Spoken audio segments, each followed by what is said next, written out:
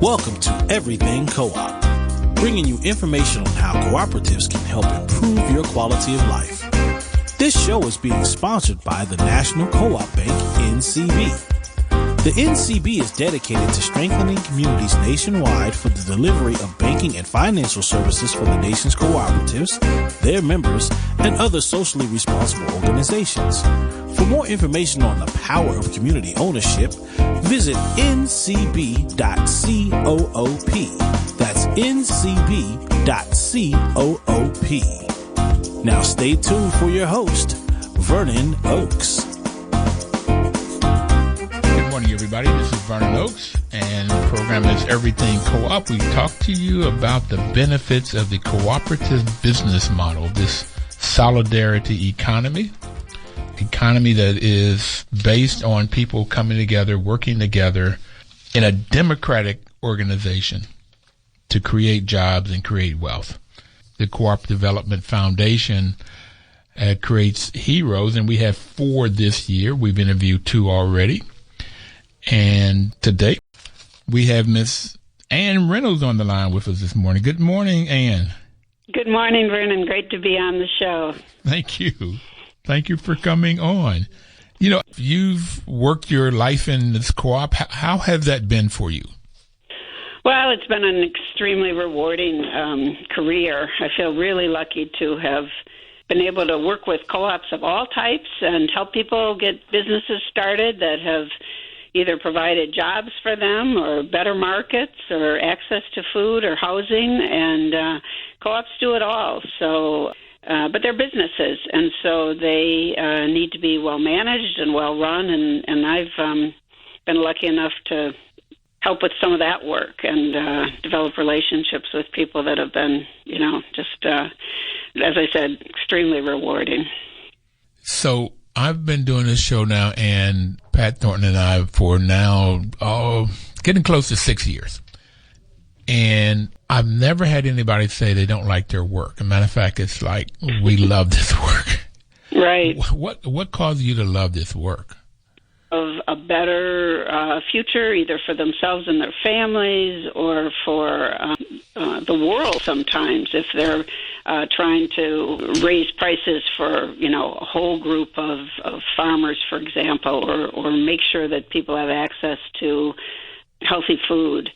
And so that combination of idealism with then real sort of down-to-earth business and finance challenges and puzzle solving around adapting to that, I think those are the things that have led me to really, enjoy this work. And I guess the other thing is that co-ops and credit unions are all about democracy. And so I do think that having that opportunity to really think about what motivates people to vote, to become members, to be loyal to an organization, to think about the issues that are in front of them and then care about them and then exercise their right to have a voice in a business that they own.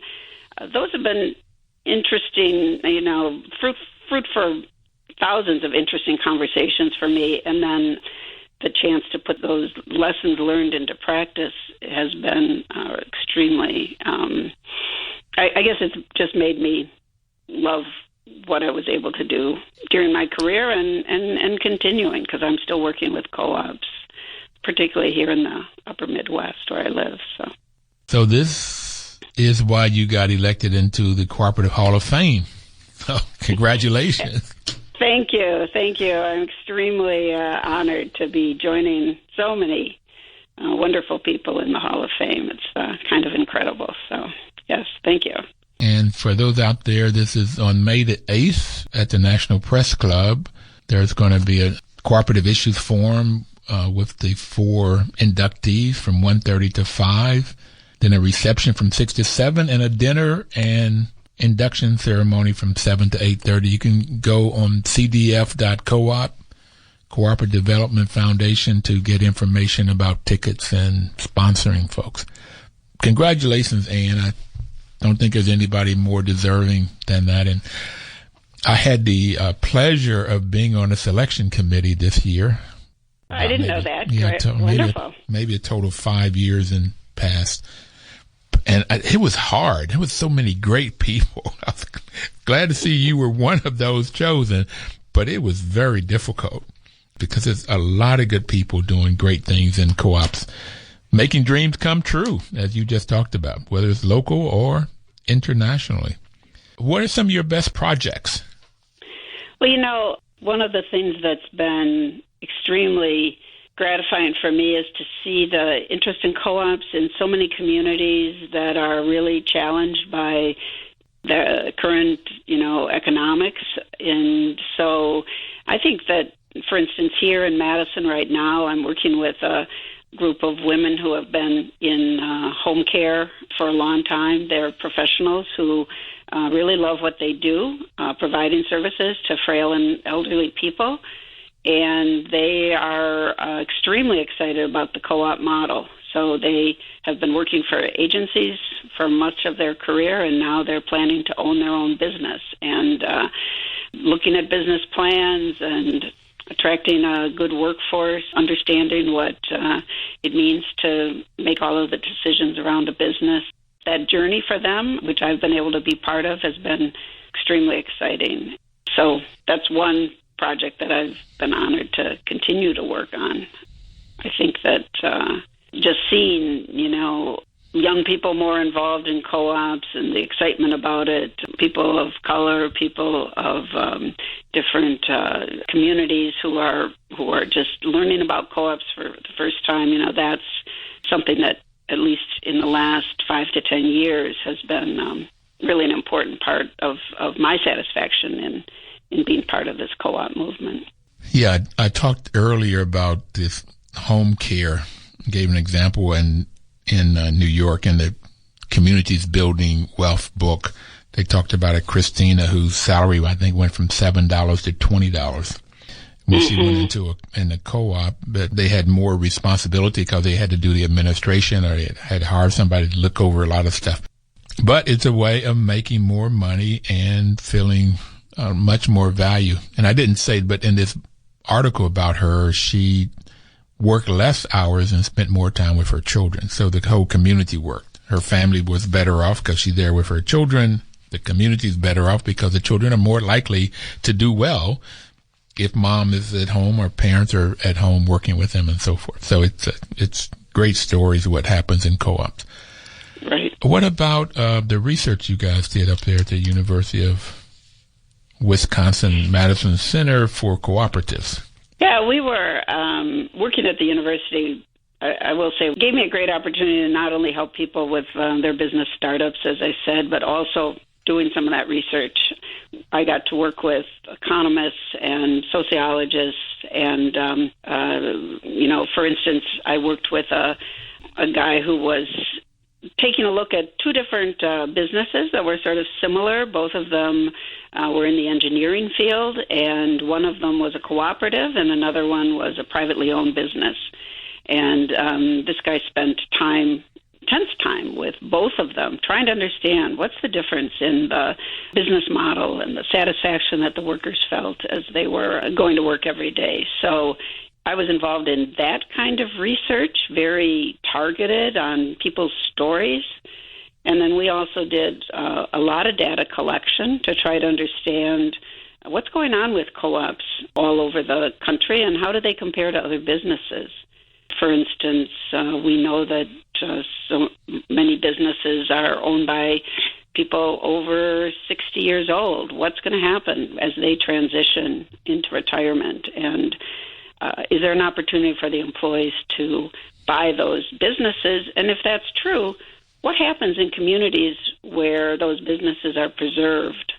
And, we're talking here, small businesses, under 50 employees. And so I was part of some of that research with economists looking at that data and trying to, promote that idea of employee ownership for those seniors who are looking towards retirement. So I understand that the baby boomers, those seniors, which I'm in that group, they're I don't know, they were talking, 2/3 of the small business, a large amount of small businesses are owned by this group that are retiring. Right. And it's like if somebody doesn't buy the business, then they fold it up. If their children more and more don't want to get into the small business, then they just fold it up and those people lose their jobs that were working there. If it's 50 employees, there's 59 people that don't have jobs. Where if they buy the business, then that business stays in the community. Those people have jobs. And it may be more rewarding jobs. It seems like a win-win-win for the community, for the families, for the economy, and for everything. Absolutely. And, and one of the challenges in that scenario is rewarding that business owner for the time and effort that they put in, the risks they took as they were starting that business, and, figuring out how can the employees put together the assets to buy the business. So those are, those are solvable issues usually, but it does take some intense planning, good work with financial institutions, and actually even financial planning with the employees so that they can, see what their options are to put together a little bit of money to buy the business. But as you said, if you've got 59 people buying a business, you have a better chance of having that happen than if it's just a single person who's going to have to put together all that cash. So, these are real challenges, but they're not insurmountable. And the more we can spread the word of this option to small business owners and to employees so that they can start thinking about this 5-10 years before the business needs to be sold, the better the chance of success. Yeah, so that I'm glad you're talking about. At one point, the Small Business Administration was not guaranteeing loans for co-ops. Right. Did they change the rules now where they are guaranteeing loans? My understanding is that they have, but I will say that I have not followed that as closely as I should have. So that would be something that we could certainly answer at a later show. I know that there's been a tremendous effort to get the Small Business Association on board with that. And then private banks also need to be educated about what it means to have cooperative ownership as opposed to an LLC or a sole proprietorship. And there are some challenges out there, but I do know that there's a lot of people that have worked very hard on the SBA issue.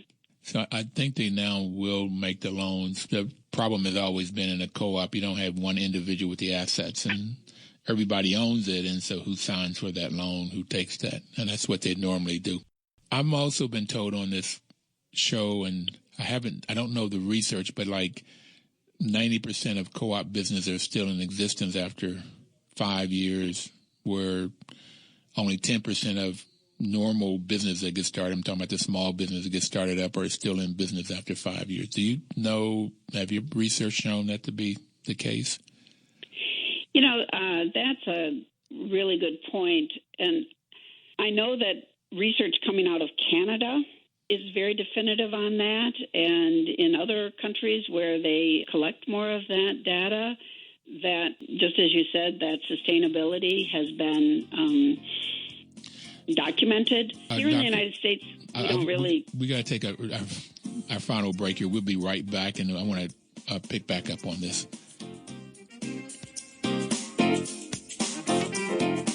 Washington, D.C.'s News Talk, 1450 AM WOL and 95.9 FM. Information is power, and that's why WL makes a very, very good partner. The NCB is sponsoring this program to give you the information so you can either start a cooperative or you can go find a co-op to do business with, whether it's a credit union or a food co-op, or in Madison, Wisconsin, a clinic that's owned by the patients. So this is why we really like talking about this. And before we took the break, we were talking about the sustainability of co-ops. It seems that once a co-op gets started, they have a tendency to stay in business. And you were talking about the research that you've in Canada. Can you continue that? Right. Yeah, I just commented that the Canadians do a great job of documenting this kind of research, and chance of a co-op surviving is much higher than a non-co-op after the initial startup phase. Here in the U.S., we really are depending on anecdotal evidence, and so that's on the plate for a research project, is to really understand that sustainability. But I guess in the circles and the career that I had, anecdotally, people understand that co-ops take a little longer to get started because they're very deliberate. They need a lot of voices around the table. But once they have put together the business model, they last. And I can think of, examples all over the country that, for example, were challenged during the recession of 2008. There's a worker co-op here in Madison that could have laid off half of its staff because they were in the manufacturing business. And instead, during that recession, they cut back everybody's hours, made a decision that everyone would share that struggle. And now, in 2019, they are constantly hiring. They can't hire fast enough to meet the demand in their business. And everyone who came through that period during the recession is doing extremely well. So they didn't lose good employees. They sustained their business, and now they're growing. Okay. And that happened over and over. But again, it's anecdotal rather than having, we don't. The census, for instance, as you may know, the U.S. Census does not collect information specifically on co-ops. We do have some trouble with some of those measurements. On that issue too. So I want to go back a minute because that sounds very exciting to me. Is that all right? The downturn is happening. Folks are losing their homes. Banks are talking about going under, and yet then it hits every aspect of our economy. Right. Okay. So here's this company manufacturing widgets or something in your area, and they decide to cut back hours instead of firing people. But who made that decision? Well, in that case, it's an interesting co-op. They have a very large board. So everybody who's a member of that group, and at the time it was about 30 people, with then about another 30 people who were not members, who had chosen not to be members. But those 30 members made that decision together. And so they have a very consensus-based decision-making around those kinds of issues. They have a typical hierarchy when it comes to just kind of getting the work done. But when they were faced with this challenge of layoffs, people who wanted to take vacation and unpaid breaks for whatever reason were encouraged to do that. And they just didn't want to lose good employees. They were looking long-term. They knew that eventually the economy would bounce back. And they didn't want to, cause the destruction that we all know and the stress that happens in families when a job is lost. They chose that other route. Farmer co-ops have done the same thing. There's dairy co-ops where they've decided to ask every farmer to deliver less milk to the plant in order to make the plant profitable during the downturn. There's taxi cab co-ops where everybody has taken a hit to their hourly wage for a period in order to get through a downturn.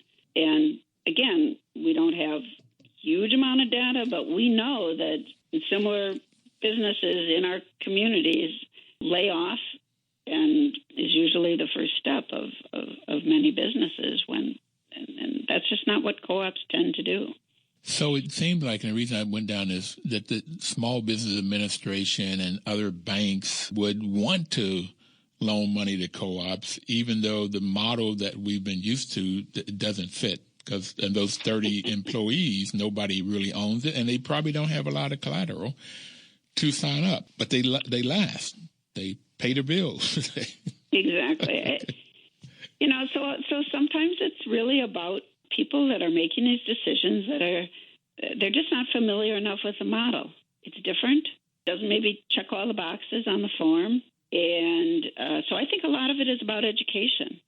They're not trying to be bad actors out there. They just don't really understand what worker or consumer or farmer ownership means.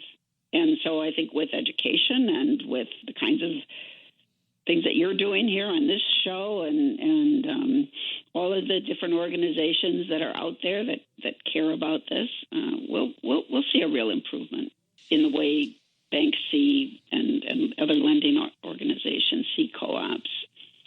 And some of it is just being a little bit more, like, for instance, there's a home care co-op in Wisconsin where, the people that owned it didn't have a lot of assets, and they certainly didn't want to, the members of that co-op certainly didn't want to, put their cars on the line, for example, or other assets that they have. They didn't want to sign personal loans, and they couldn't in order to get their initial bank loan.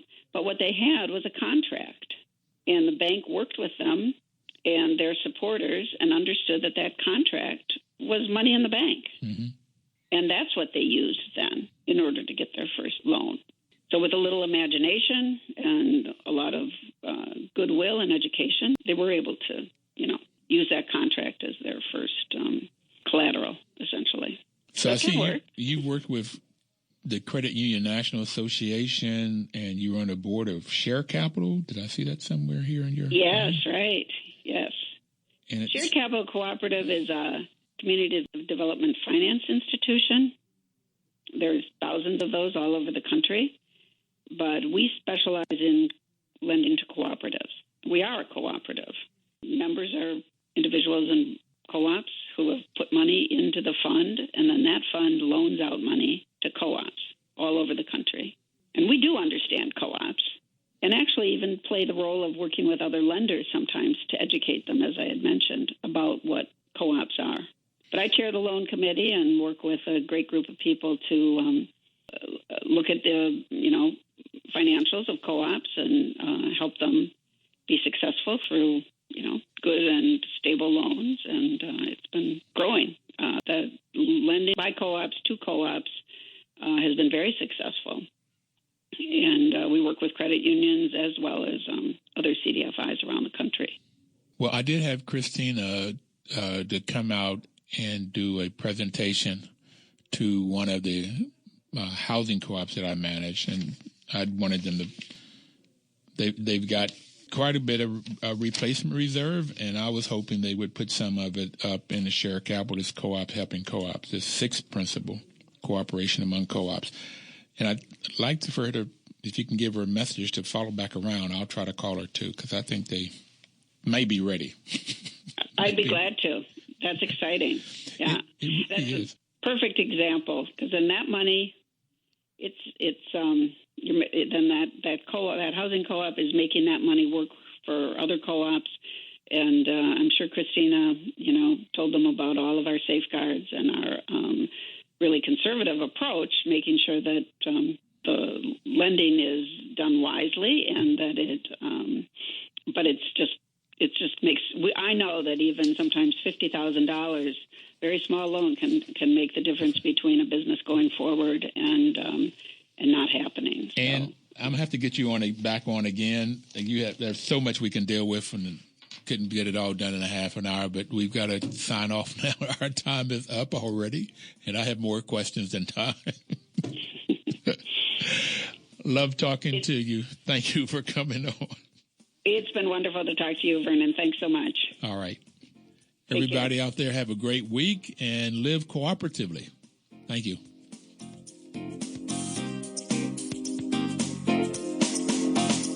Washington, D.C.'s News Talk, 1450 AM WOS and 95.9 FM.